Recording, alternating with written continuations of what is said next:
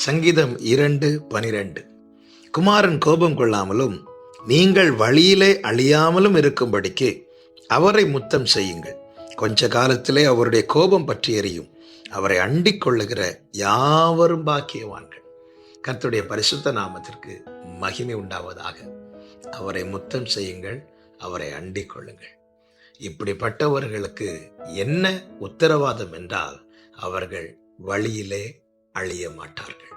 இன்னும் சொல்ல வேண்டுமானால், பிறக்க ஒரு காலம் உண்டு, இறக்க ஒரு காலம் உண்டு. ஒவ்வொருவருக்குமான காலங்கள் ஏற்கனவே குறிக்கப்பட்டிருக்கிறது.